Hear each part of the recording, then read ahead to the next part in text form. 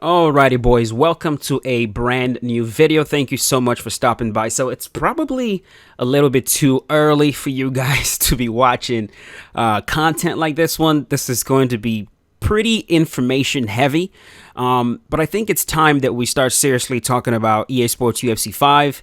I think it is around the corner. Now, I don't know anything at all about release dates, demos, anything like that. So if you guys start asking me questions about anything related to when the game might come out, I literally have no idea.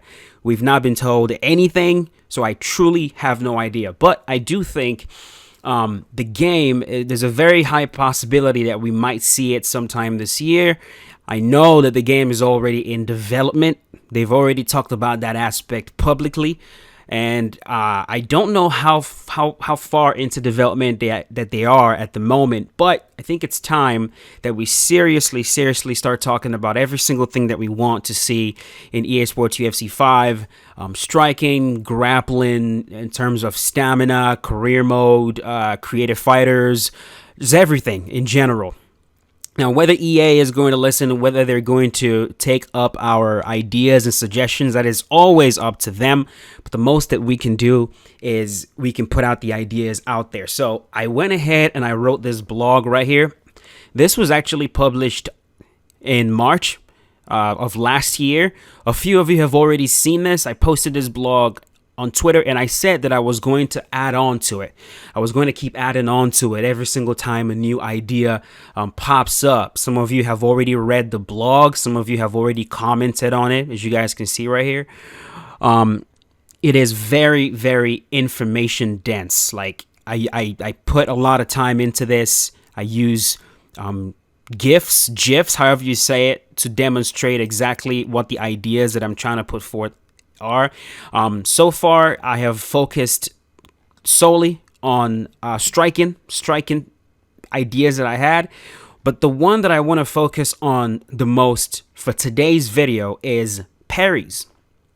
And I want to talk about parries because it is one of those things, it's a mechanic in the game that has never been done right. I've never played a video game that implemented parries correctly. Now, when I say correctly, I know fighting games, for example, traditional fighting games, you could make the argument that they introduced parries correctly because the parries in those games, they're not broken. The parries in those games are not overpowered. The parries in those games, it works exactly as it's intended to work. From what I've seen, the parries in those games, unless one of you guys that plays games like that can correct me, you can't really exploit them too much. Essentially, it works exactly as intended. But when you try to implement parries in a mixed martial arts game, in a video game that's supposed to mimic what's happening in actual MMA, what's happening in actual fights, it gets very tricky when you start using game logic as the backbone of what you're doing, as opposed to grounding your design in logic, grounding your design in reality, in what actually already exists. Because the way parries work in fighting games and the way parries actually work in real life are two completely different things. And I think the biggest mistake that EA has made in the past is, rather than look into real life, rather than go into real life, the real world scenarios and saying, how does this mechanic actually work in a real fight? Rather than going there, they try to make up their own rules, come up with their own rules themselves. And when you do that, you do run into a lot of problems. One thing I found is that reality has a way of balancing itself out. If you take a look at how things work in real life, typically you can find a balance in it. And parries are no different. So, number 8 right here in the blog, I write quite extensively on parries.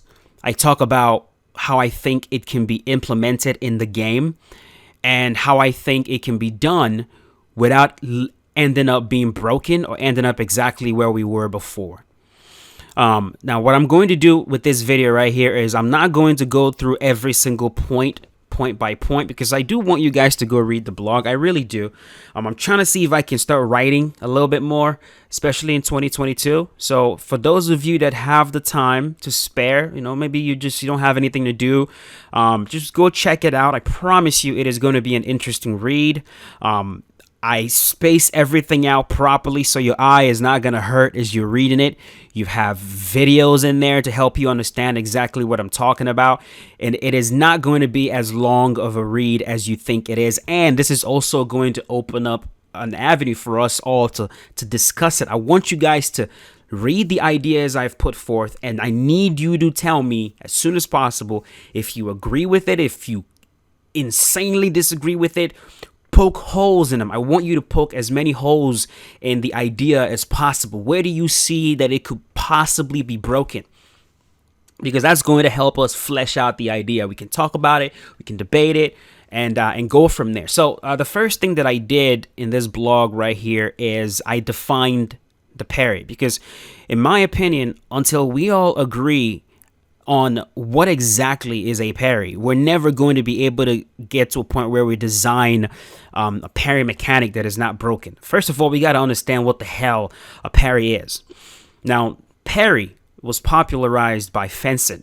As you guys can see in the picture right here, fencing is a sword fighting sports where the goal is to strike different parts of the opponent's body to earn points. I believe in fencing, you cannot strike below the waist. It has to be waist and up. And if you strike your opponent first, light comes on, you earn points.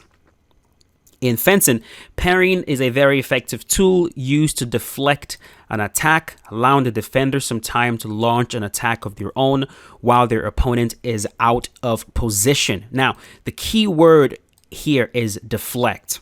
That is the key word in terms of defining what a parry is. I said, that said, fencing is not the only striking martial arts that utilizes parries. Boxing, Muay Thai, kickboxing, karate, etc. all utilize this concept. Deflect your opponent's strike and then counter. Deflect being the key word, the word that we all need to focus on when we're thinking about what a parry is. The key word is deflect. To deflect means to divert, to force a directional change. When a strike that is traveling in a straight line is deflected, the strike path is changed, making it far less accurate. If I throw a cross and you parry it, the accuracy is going to be affected, because now the strike that is traveling in a straight line is suddenly not going to be traveling in a straight line anymore. That is what a parry is. You're deflecting the strike.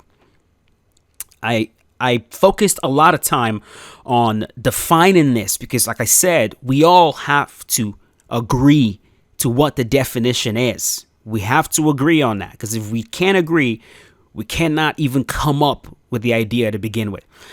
For something to be deflected, in this case a strike, it has to come into contact with something that forces it to change direction. In the case of fencing, the sword is deflected by coming into contact with another sword. The sword it makes contact with forces its direction to change. Now, right here, I emphasize that a parry is not the same as trapping or blocking. And if you guys played EA Sports UFC 2, what you're going to notice is that EA defined a majority of different things as a parry. The parry mechanic included you deflecting a strike. It included you literally moving your head out the way for a strike to whiff. And in other instances, it included what I would describe as footwork, where you literally move your whole entire body out of the way for a strike to whiff. So it wasn't just about deflecting in UFC 2. Head movement was considered parrying. Footwork, moving out the way, was considered parrying. And this cannot repeat itself. It can't happen again. Right here I said, trapping a strike halts it. We got to understand what these things mean. When you trap a strike, it halts it. Blocking a strike reduces the strike's impact by putting a barrier between the strike and its intended target. The job of a parry is not to halt your strike. The point of a parry is not to reduce the impact of the strike by putting a barrier between you and the strike. The point of a parry is to deflect the strike. There's a key difference. And this is a part that we all have to completely understand. So I use this video right here where Floyd Mayweather parries Conor McGregor's cross. Right there, Floyd traps the first short cross. He sort of, Conor did not even commit to the right hook right here. Traps, does not commit to the right hook, parry. Notice how when Floyd parries the cross, he does not halt it. He does not block it. He literally moves it out of the way. That is what a parry is, deflecting your opponent's strike. So now that we've defined what a parry is, the next thing that we have to go into is we have to start asking ourselves, before we can even come up with a parry idea, is we got to figure out what types of strikes can a fighter realistically parry. Now, right here, if you guys read the whole entire blog, in short, what I talk about is that in real life, a lot of things are possible. A lot of things are possible. But what is possible and what is probable are two completely different things. Possibility and probability are two completely different things. Is it possible for you to parry a roundhouse kick to the head? Yes. Yes, you can. But the risk is so great, I don't know why anyone would want to try. The same goes for a flying knee. You could parry a flying knee. It's possible. You could also jump out of a plane, fall to the ground and not die, but the probability of that happening is very, very slim. So in a perfect world, we'll be able to deflect and parry every single strike in the game, but it's not a perfect world. And again, we are recreating a game that's supposed to follow the rules of MMA and trying to recreate what actually happens in fights.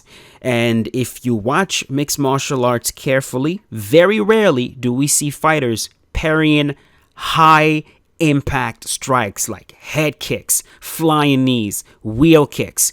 We don't see them even attempting those because it is too goddamn risky. The risk to reward ratio is too high. It makes no sense to try to parry a roundhouse kick. If you miss, that is your head blown off your shoulders. What is the point I'm trying to make? The point I'm trying to make is, let's keep it simple. Let's only make it so we are allowed to parry strikes that we most see fighters in MMA parry. Because of that, I think only straight attacks should be allowed to be parried. Now, you guys will ask me, you probably ask, okay, why won't you allow hooks to be parried? Why won't you allow uppercuts to be parried? Because, like I just said, we don't see fighters in MMA parrying hooks. We don't see them parrying uppercuts. The reason for that is these strikes are far too predictable. A strike going down in a straight line at you, like a jab or a cross, it is far more predictable it's clearer to see exactly the path the strike is taking. But when the punch starts to loop, there's so many things that can go wrong. It could be a wide looping hook, which is extremely difficult to try to parry. It could go through your guard as you're trying to parry it, slip through your arms and hit you in the face. If it's a shorter hook, those types of hooks, I would say, are easier to parry. But it's very difficult to know if it's going to be a short hook or if it's going to be a long one as the fighter is literally moving it out of their body. It's very difficult to also tell, is the hook going, is it an actual hook or is it a hooker cut, for example? There's so many variations of hooks a fighter can throw at you. To try to predict exactly what type it's going to be and then parry it, it's just too goddamn risky. So we don't see fighters parrying hooks a lot. Because of that, I say we should be able to only parry straight punches. Jabs, crosses, so a jab to the head, a cross to the head, jab to the body, cross to the body, and then for kicks, I want the game to allow us to parry teeps to the body, a lead leg front kick to the body, and a rear leg front kick to the body. Those I think are okay to be parried, and that's it. Nothing else. To keep it simple. And then I also right here I go into a big issue, a reason why parries were so bad in the past, or a big reason why players are afraid of having parries return. And a big reason for that is because they allowed for an extremely unrealistic counter window, especially with strikes that made no sense. Essentially, in EA Sports UFC 2 and EA MMA, you could parry a jab and counter with a head kick. Or as I show right there, parry a jab, counter with an overhand follow-up with a head kick. That made the parry mechanic extremely broken. You throw one cross and your opponent parries it. Now you're wide open for a big shot. A big shot that puts you into a massively long hit reaction where you're wide open, head kick, and you're dead. This is a big reason why aggression in UFC 2 was such a big problem. Because the fighter in front of you will just walk you down and walk you down and walk you down, looking to parry. At the moment you try to counter him, he parries one shot and he can just shred you up and down. So that's why in UFC 2, knowing how to outside fight was so important because of the parry mechanic. So a big issue we had in the past was this, the parry window. And so because of that, we need to establish some rules. We got to establish some rules. And right there, I talk about how the job of the parry should only be to deflect a strike for a very short period of time. In a combo, it should slow down the upcoming strike just enough to allow for a counter of similar speed. So if I throw a jab and you parry my jab, you should only have enough time to counter with a jab and maybe a cross. If I throw a cross at you and you parry the cross, you should only have enough time to counter with a jab or a cross. You shouldn't have enough time to counter with a hook. You shouldn't have enough time to counter with an uppercut, with an overhand, with a head kick, regardless of how fast your fighter is. That is how we're going to keep this thing from blowing up in our faces. It has to be done this way. Now, in a combination, I talk about how, like, if you throw a combo, for example, and I parry the first strike. So let's say I throw a jab straight and you parry the jab.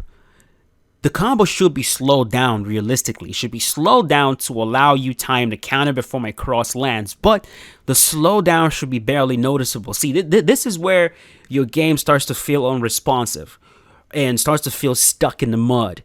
If you're going to slow things down, you got to be careful with those frames. And I don't know much about frames, so I can't really talk with too much authority on this. But you got to figure out a balance where it's slowed down, but it's barely noticeable. You got to figure out a way to do that. It's like, okay, it's clearly slowed down. That's how he's able to counter me in between my combo. But dude, the combo still feels fast. That's the only way to parry is not going to feel like it's literally halting players and keeping them stuck in the mud. So right here, I talk about a few rules that we have to establish. Rule number 1, after a strike is thrown, whether it landed or not, the fastest defensive action a fighter can take is to move his head. Now, the point here is, I'm not gonna read this whole entire thing. I'm gonna just give you guys like short version. When you throw a strike at somebody, whether you land or whether you miss, the fastest thing that you can do defensively after you throw that strike is to move your head. That's the fastest thing you can do. That's literally a rule of how the human body works. You cannot bypass that. You cannot block faster than you can move your head after you throw a strike. You can't move your feet faster than you can move your head after you throw a strike.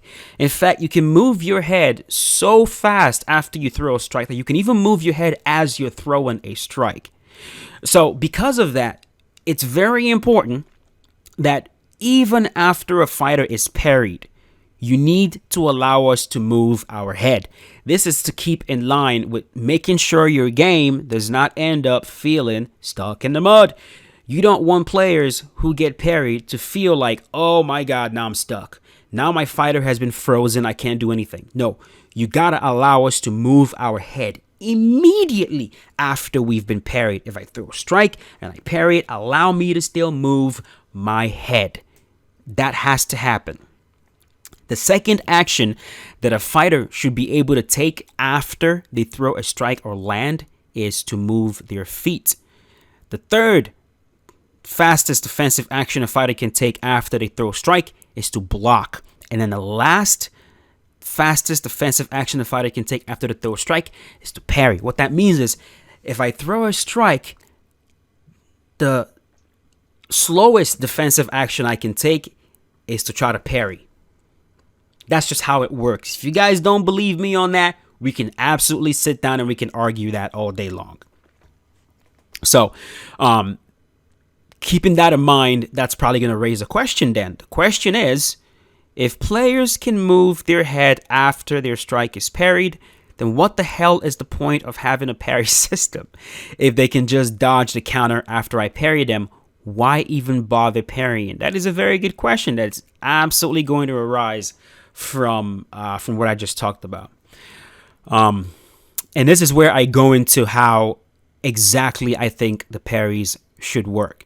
Now, this video that I'm making right now has been going on for, I don't know how long has the video been going on. It's been going on right now for about 20 minutes.